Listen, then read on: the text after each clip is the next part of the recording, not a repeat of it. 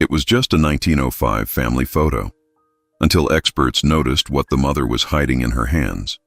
The photograph was discovered in a dusty box at an estate sale in Savannah, Georgia, tucked between yellowed letters and moth-eaten linens.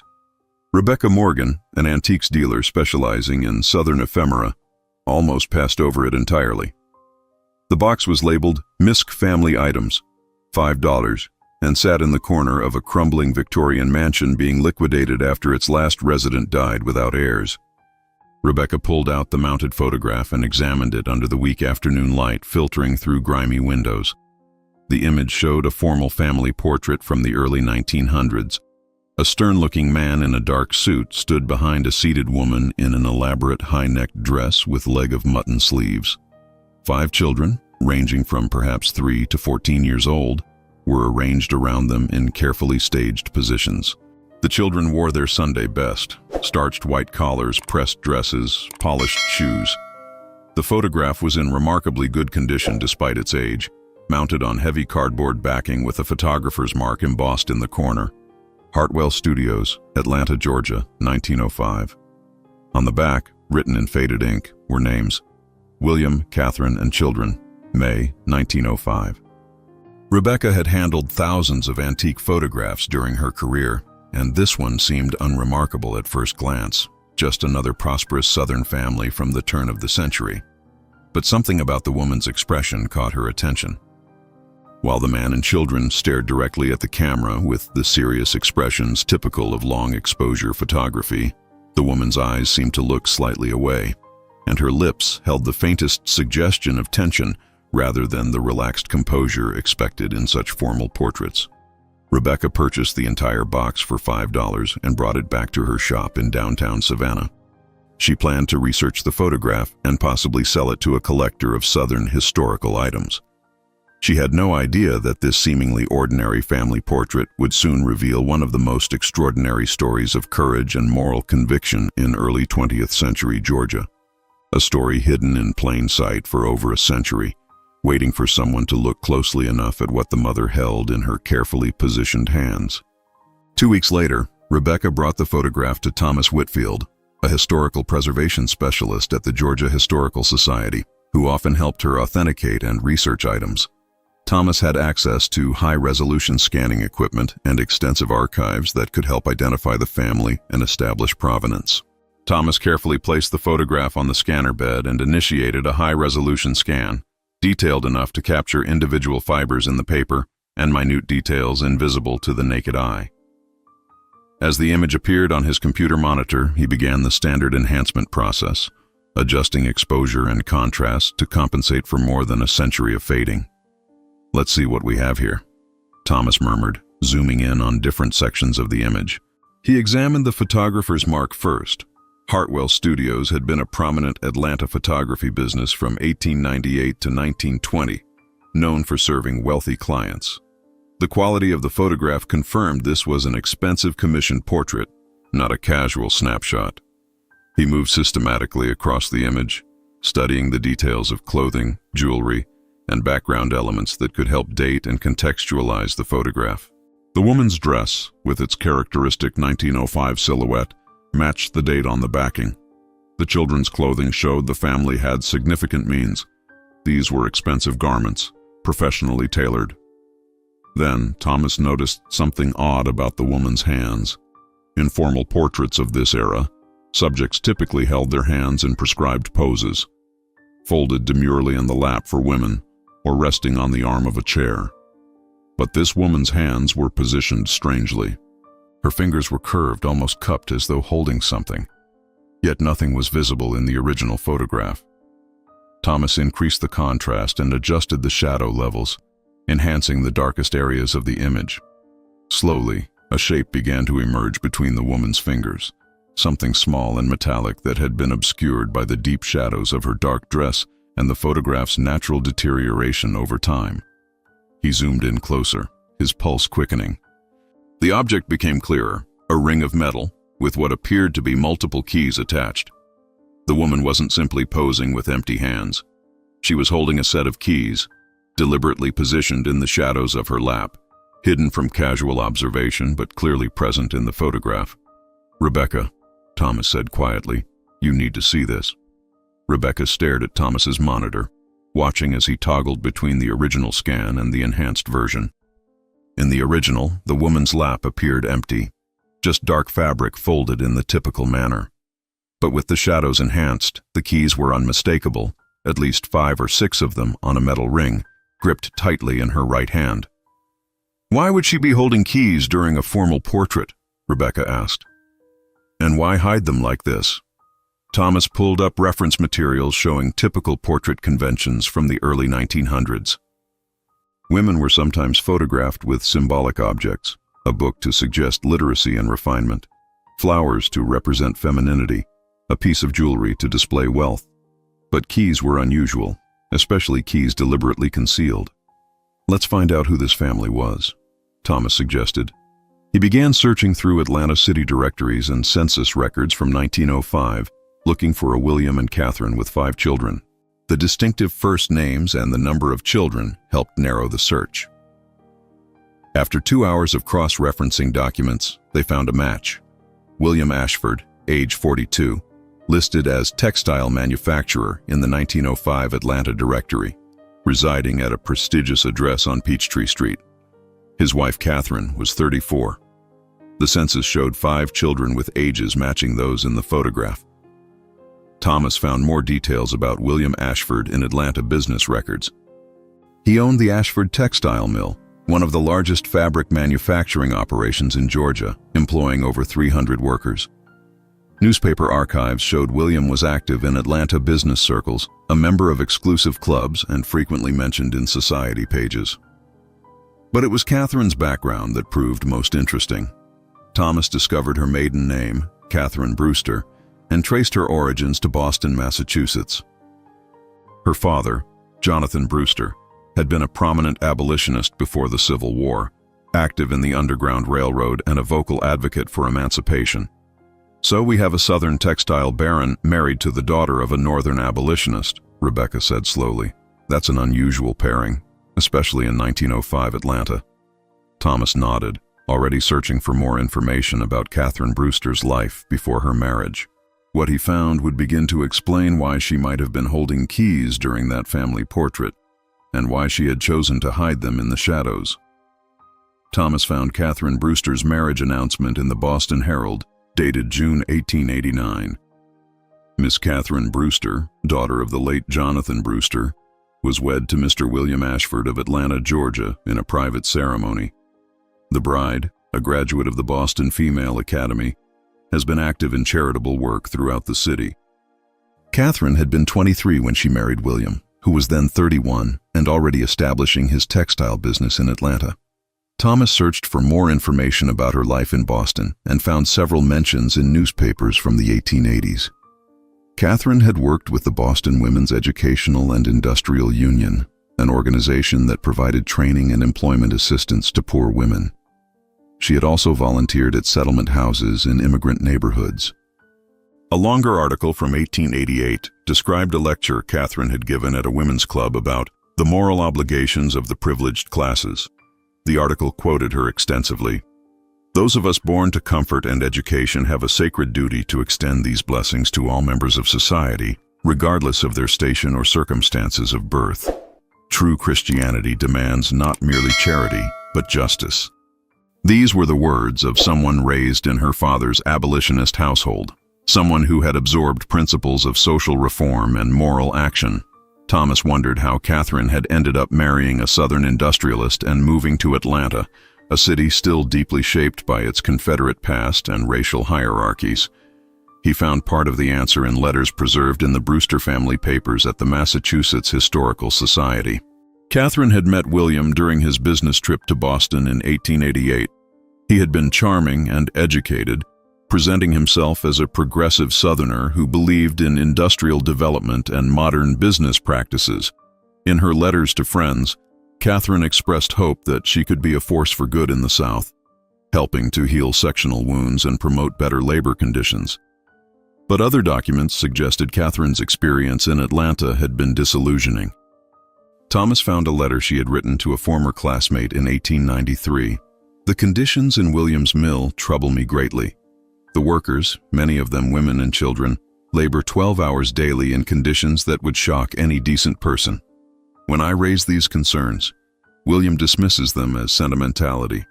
He insists this is simply how business operates in the South.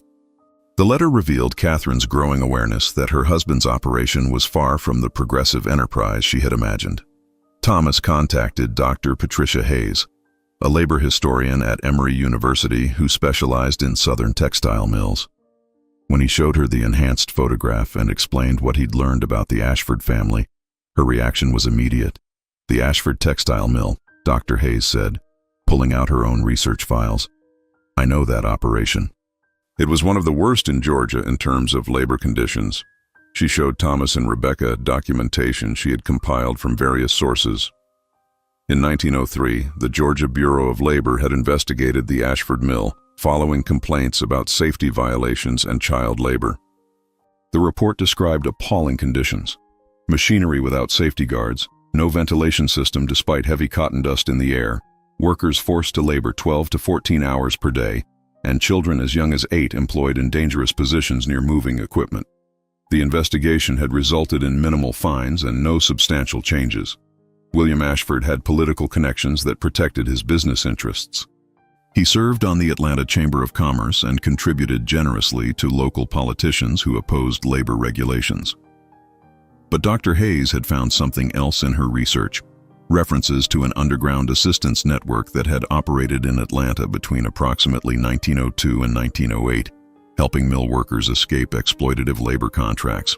The network had never been fully documented, but evidence suggested it helped workers, primarily African Americans bound by sharecropping-like debt arrangements, but also some white workers trapped by company store debts, leave Georgia and find employment in northern factories where conditions were marginally better. The network was extremely secretive, Dr. Hayes explained.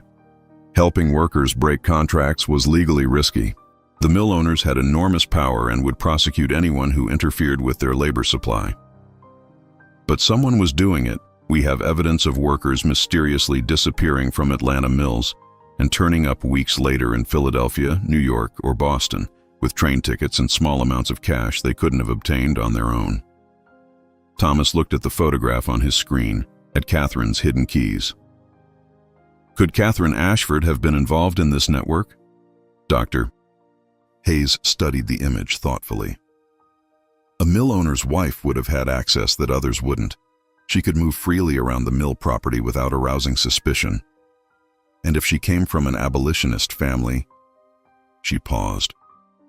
Those keys she's holding, do you know what they opened? Thomas didn't, but he intended to find out.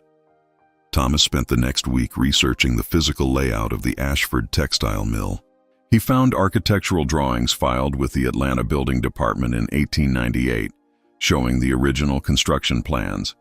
The mill complex had been substantial: a main factory building where the textile machinery operated, a warehouse for raw cotton and finished goods, offices, and most significantly, worker housing. The housing consisted of 2 separate dormitory buildings. One housed white workers, mostly young women from rural Georgia families who had come to Atlanta seeking employment. The other housed black workers, both men and women, who performed the most dangerous and lowest paid jobs in the mill. The dormitories were company-owned, and workers paid rent deducted directly from their wages, a system that often left them perpetually in debt. Dr. Hayes had explained how this debt system functioned as a form of bondage. Workers borrowed money from the company store for necessities, accruing interest that made repayment nearly impossible. Those who tried to leave while in debt could be arrested and forced to work off their obligations, a practice that continued well into the 20th century in Southern industry, despite the 13th Amendment's prohibition of involuntary servitude.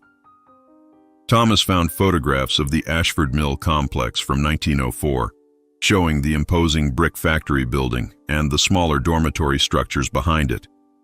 In one wide-angle photograph, he could see that the dormitories had heavy doors with prominent locks. Workers were literally locked in at night, ostensibly for their protection, but effectively preventing them from leaving without permission. He also discovered something else in the architectural drawings, a notation showing that the mill manager's residence The Ashford family home was located on the same property as the mill complex, connected to the factory grounds by a private path. This meant Catherine would have had daily proximity to the worker dormitories and first-hand knowledge of conditions there. Thomas returned to the enhanced photograph and examined the keys more closely. He counted at least 6 distinct keys on the ring Catherine held. They appeared to be standard door keys of the type used in that era. Could these have been keys to the dormitory buildings? He cross-referenced this with Dr. Hayes's research about the underground assistance network. If Catherine had access to keys for the worker dormitories, she could have facilitated escapes without breaking doors or creating evidence of forced entry. Workers could have simply walked out through unlocked doors in the middle of the night, making it appear they had left voluntarily rather than being stolen by outside agitators. Rebecca discovered the first concrete evidence of Catherine's activities in an unexpected place. A diary entry from another Atlanta Society woman, preserved in a private collection she was evaluating for purchase. The diary, kept by Margaret Preston, a contemporary of Catherine's in Atlanta's elite social circles, contained an entry from October 1904. Called on Catherine Ashford today and found her distracted and pale. She made excuses about a headache, but I suspect the strain of her position weighs upon her. There are whispers that she involves herself inappropriately with her husband's mill workers, though what exactly this means, I cannot say. William seems oblivious, consumed as always with his business affairs. I fear Catherine's northern upbringing has left her unsuited to southern realities. The entry was cryptic but suggestive. Rebecca shared it with Thomas, who was building a timeline of Catherine's life in Atlanta. Combined with the physical evidence of the keys in the photograph and Dr. Hayes's research about the assistance network, a pattern was emerging. Thomas found another piece of evidence in Atlanta police records from 1906. A brief notation documented an investigation into missing workers from the Ashford Mill. 12 individuals who had been employed there and had vanished over the course of several months. The investigation had concluded that the workers had simply abandoned their positions, though no explanation was offered for how they had left the locked dormitories or obtained resources to travel out of Georgia. Most tellingly, Thomas discovered letters in the archives of the Philadelphia Quaker community. Several letters from 1904-1907 thanked anonymous friends in the South for sending workers north, where the Quakers had helped them find employment and housing. One letter, dated March 1906, was more specific. "The woman you sent us last week has been placed with a good family.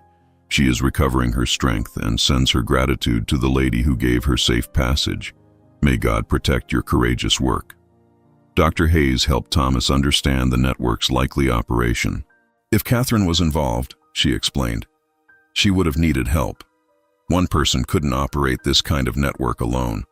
She would have needed contacts in the North to receive the workers, trusted associates in Atlanta to help with logistics and resources, money for train tickets, food, temporary shelter. They found evidence of Catherine's northern contacts in her personal correspondence, preserved by her family in Boston. She had maintained relationships with her father's old abolitionist network, now aging but still committed to social justice. Several letters mentioned financial contributions Catherine had made to various reform causes, money she apparently controlled independently of her husband. As Thomas and Dr. Hayes pieced together Catherine's story, they returned repeatedly to the central question. Why had Catherine held those keys during the family portrait?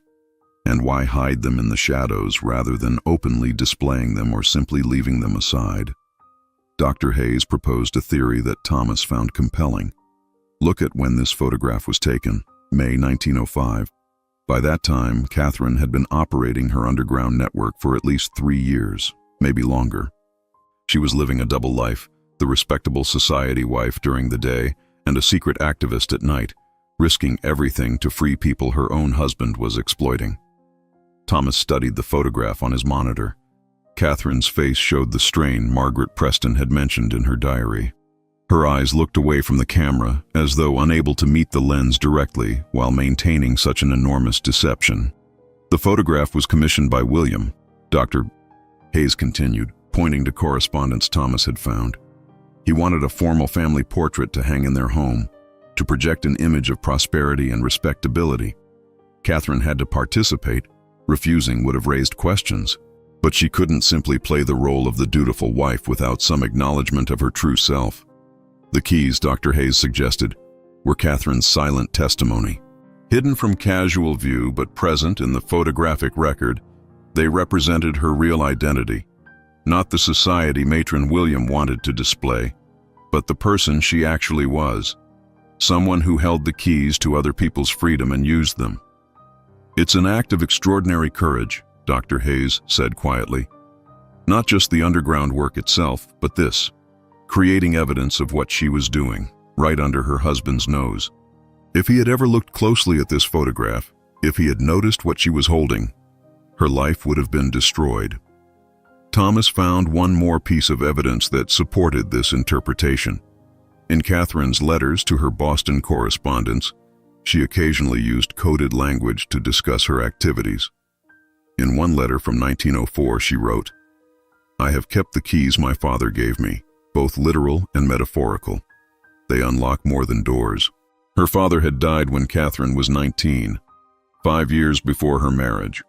Thomas believed those keys, the physical keys Catherine held in the photograph, might have been her father's, kept as a reminder of his abolitionist principles and her own commitment to continuing his work in a different form, in a different time. Thomas discovered what happened to Catherine's underground network in Atlanta newspaper archives from 1908. In March of that year, a black mill worker named Isaiah Jackson had been arrested while attempting to board a train to Philadelphia. When police searched him, they found a train ticket, $20 in cash, and a note with an address in Philadelphia where he was to report upon arrival. Under interrogation, which period records suggested included physical coercion, Isaiah revealed that a white lady had given him the ticket and money, had unlocked the dormitory door to let him out, and had told him others would help him in Philadelphia. He didn't know the woman's name, but he described her as the mill owner's wife, the one with kind eyes who sometimes brought medicine to sick workers. The revelation created a scandal. William Ashford was humiliated, not because his workers were being exploited, but because his own wife had apparently been undermining his business. The Atlanta Journal ran an article headlined, "Mill Owner's Wife Accused of Aiding Worker Desertion," though it carefully avoided naming Catherine directly, in deference to William's social position. Thomas found no record of Catherine being formally charged with any crime. William's political connections likely prevented prosecution, which would have further embarrassed the family. But the consequences for Catherine were severe nonetheless. In the Brewster family papers in Boston, Thomas found letters from Catherine's sister describing what happened next. In April 1908, Catherine was committed to a private sanatorium for nervous exhaustion and hysteria, common diagnoses used to institutionalize women whose behavior displeased their husbands. She remained there for nearly a year. When Catherine was finally released in early 1909, she returned to Atlanta but lived under clear restrictions. Her sister's letters described Catherine as greatly diminished, speaking little and moving through her days as though sleepwalking. William maintained appearances. The family remained intact publicly. But Catherine's sphere of independent action had been completely eliminated. The underground network collapsed without her. Dr. Hayes found no evidence of similar assistance efforts in Atlanta after 1908. The workers Catherine had hoped to help remained trapped in their exploitative conditions for years more, until broader labor reforms and economic changes eventually improved circumstances marginally, but Catherine's work hadn't been entirely in vain. Dr. Hayes's research had documented at least 40 workers who had successfully escaped between 1902 and 1908. 40 people who had found freedom because Catherine had risked everything to help them. 6 months after Rebecca found the photograph at the estate sale, it hung in the center of a new exhibition at the Georgia Historical Society titled Hidden Resistance: Untold Stories of Southern Reform. The exhibition told Catherine Brewster Ashford's story through the documents Thomas and Dr.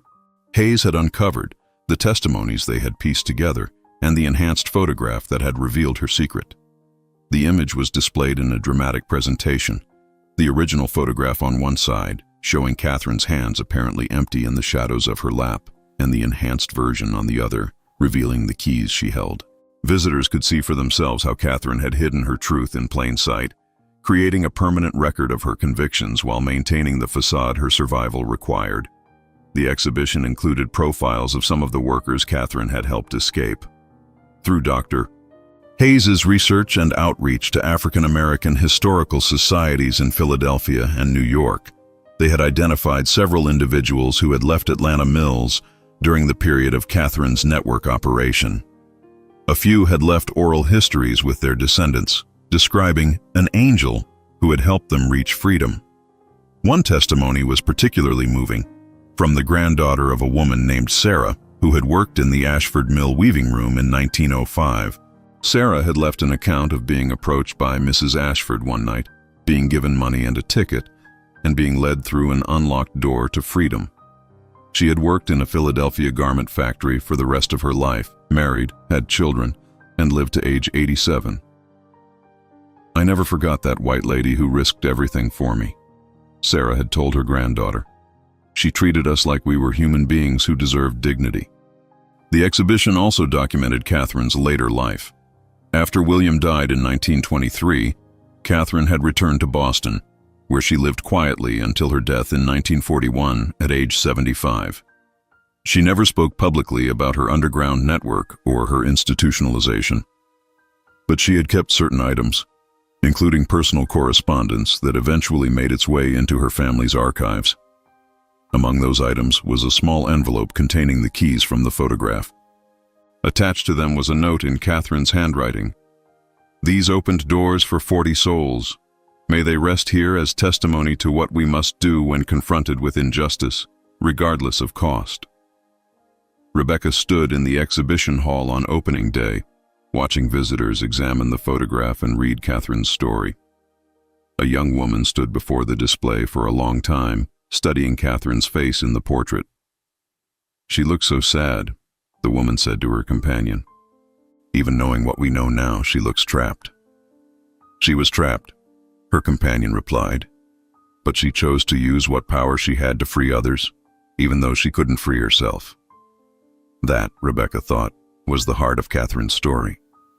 She had lived in a gilded cage, married to a man whose business practices violated everything her father had taught her, raising children in a society built on exploitation and racial hierarchy.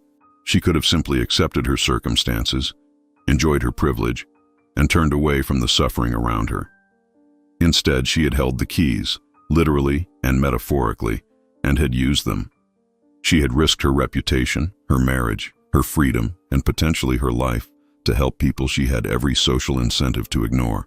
And when the cost of that choice became unbearable, when she lost her liberty and nearly lost her mind, she had survived and preserved the evidence of what she had done. The photograph from 1905 no longer looked peaceful to Rebecca.